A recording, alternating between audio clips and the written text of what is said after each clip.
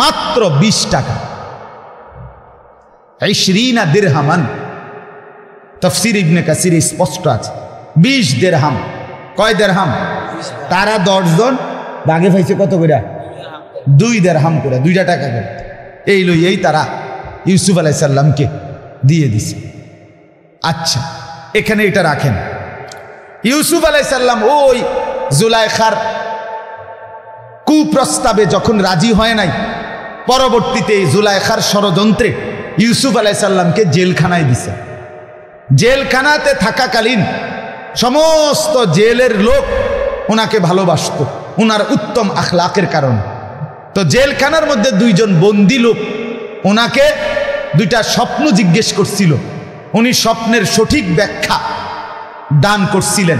উনি উত্তম কথা উপদেশ দিতেন, মানুষকে আল্লাহর দিকে আহ্বান করতেন, দাওয়াতি কাজ। কারণ জেলখানায় যে 9 বছর ছিলেন ইউসুফ নবী, ওই সময় কিন্তু তিনি পূর্ণ নবী। কথা বুঝছেননি? উনি তখন কি নবী। উনি ওই জুলাইখার বাড়ি থাকতেই নবুয়ত প্রাপ্ত হয়েছেন। তো এই হিসাবে উনাকে যখন জেলখানায় রাখছে তখন তিনি নবী। তখন আল্লাহ তাআলা ওনার মধ্যে ইলম দিছেন, হিকমত দিছেন, ভেতরের পবিত্রতা দিছেন, অন্তরের সৌন্দর্যতা দান করছেন, চরিত্রের বিশুদ্ধতা দান করছেন। তো এরপরে ঘটনাচক্রে ওই 2 জন বন্দী মুক্তি পাইছে, একজন ফাঁসি হইছে, আরেকজন রাজ দরবারে চাকরি পাইছে। বাদশাহ একদিন স্বপ্ন দেখছে, স্বপ্নের ব্যাখ্যা সবাইরে জিজ্ঞেস করছে, সবাই বলতে পারে নাই। ওই বন্দি থেকে মুক্তিপ্রাপ্ত যুবক বলছে, জেলখানাতে আমার একজন পরিচিত লোক আছে, সে বলতে পারবে সঠিক ব্যাখ্যা, তার ভিতরে অনেক জ্ঞান। তো ইউসুফ আলাইহিস সালামের কাছে নিয়ে গেছে, ওনার কাছে স্বপ্ন জিজ্ঞেস করছে বাদশাহ। উনি পূর্ণ স্বপ্নের ব্যাখ্যা এবং করণীয় কি সব কিছু বলে দিছে।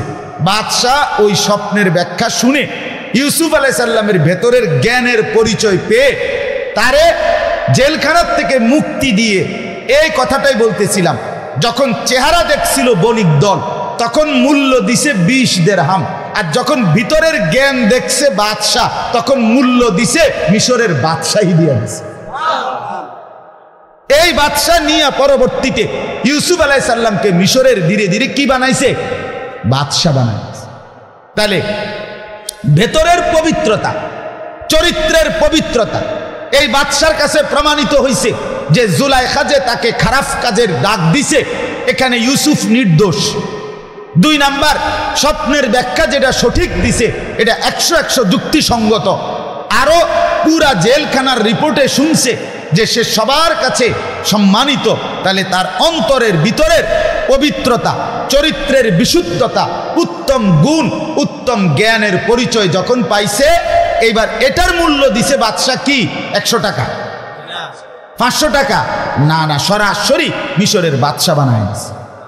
আমি এই জন্য বলছি বন্ধু আমার, পুরুষ কিংবা নারী, ছেলে কিংবা মেয়ে, দোস্ত আমার, বন্ধু আমার, বাহ্যিক এই সৌন্দর্য, সিনেমার নায়িকার সৌন্দর্য, নর্তকীর সৌন্দর্য, ইউরোপের নারীদের সৌন্দর্য, আজকের পৃথিবীতে যারা ইউরোপ, তাদের সব পুরুষের চেহারা সুন্দর, তাদের সব নারীর চেহারা সুন্দর।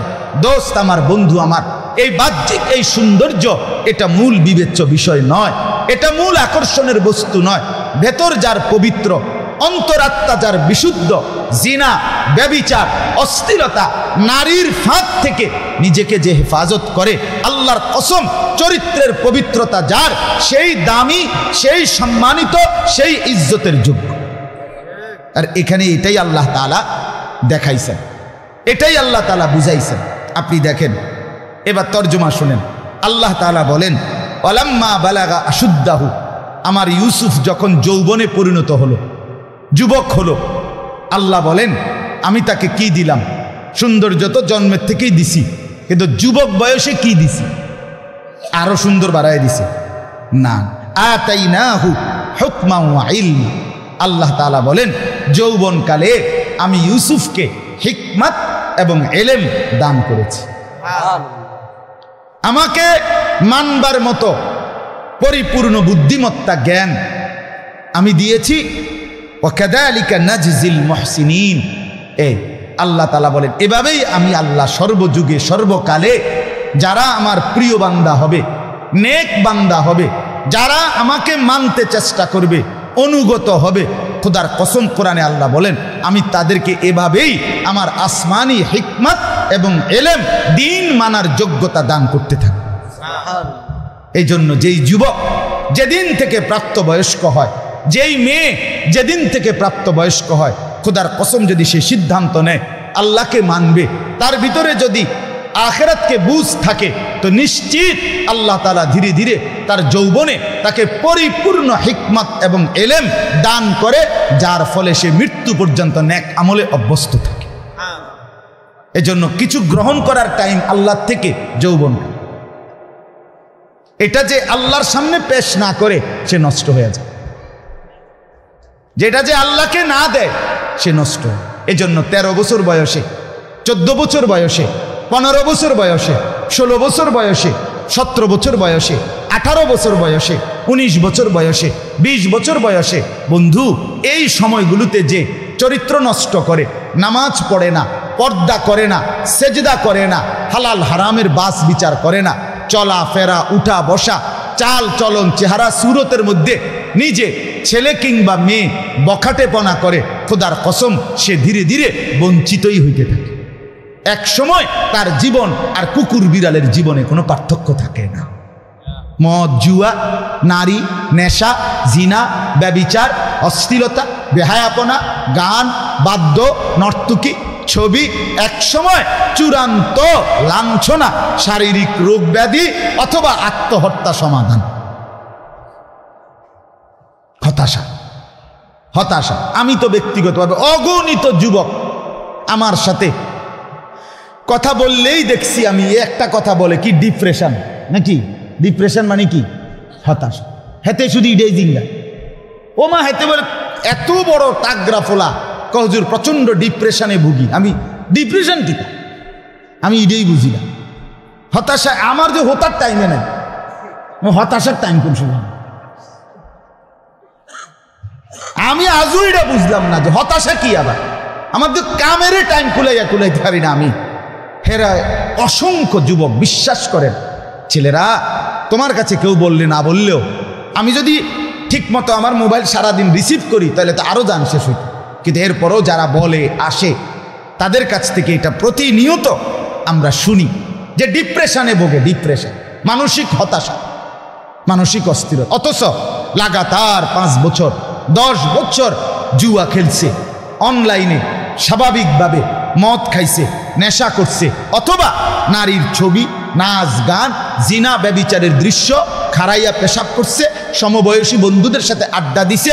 এখন আর জীবনের কোনো কুল কিনারা নাই, পূর্ব পশ্চিম নাই, হতাশা ছাড়া আর কিচ্ছু নেই, ডিপ্রেশন। এই জন্য আজকে অসংখ্য ছেলে মানসিকভাবে যারা গন্তব্য চেনে না, যারা জানে না সে শেষ পর্যন্ত কোথায় গিয়ে থামবে, তার জীবনের কোনো টার্গেট নেই, তার জীবনের কোনো টার্গেট। মন চাইলে দেশে থাকবো, মন না চাইলে বিদেশে যাইব, মন না চাইলে ঢাকা চিটাং যাইব, যখন যেটা পারলাম। মানে সে নিজে জানে না তার তরি, তার নৌকা কোথায় ভিড়বে, তার জিন্দিগি কোথায় গিয়া লাগবে এটা জানে না। আমার বন্ধু, মোমেন এমন হয় না, মুসলমান এমন হয় না। মুসলমানের গন্তব্য পরিষ্কার, আমাদের দুনিয়া স্পষ্ট, আমাদের কবর স্পষ্ট, আমাদের হাসরের মাঠ স্পষ্ট, আমাদের জান্নাত স্পষ্ট। আমাদের দুনিয়ার হায়াতের ব্যাপারেও নবী 100 বর্ণনা দিছেন, আমাদের কবরের ব্যাপারেও নবী 100 বর্ণনা দিছেন, হাসরের মাঠের ব্যাপারেও নবী 100 বর্ণনা দিছেন। জান্নাত পৌঁছা পর্যন্ত আল্লাহর কোরআন, রাসূলের সুন্নাহ একটি বিষয় একটা সেকেন্ড আড়াল করেন নাই, পরিষ্কার বলে দিয়েছে। আমি ডিপ্রেশনে ভুগবো কেন? আমি হতাশায় ভুগবো কেন? হতাশার মূল কারণ গুনাহ, অস্থিরতা, বেহায়াপনা, আল্লাহকে ভুলে যাও। একজন যুবক কতদিন হয় নামাজ পড়ো না? কতদিন? 5 ওয়াক্ত নামাজ পড়তে তোমার মন চায় না কোনোদিন? তুমি মুসলমানের বাচ্চা, তুমি মানুষের বাচ্চা, তুমি রাস্তার কুকুর দেখো না, পেশাব করে পানি নেও না, তুমি কোনোদিন 6 মাসের বাচ্চা দেখো নাই? 6 মাসের বাচ্চাও তো রাতের 2টা বাজে পেশাব করলে চিৎকার শুরু করে, তার মাকে ডাকে, চিৎকার দিয়া, মা আমার এই পেশাবওয়ালা হাফ প্যান্ট বদলাও, আমি নাপাক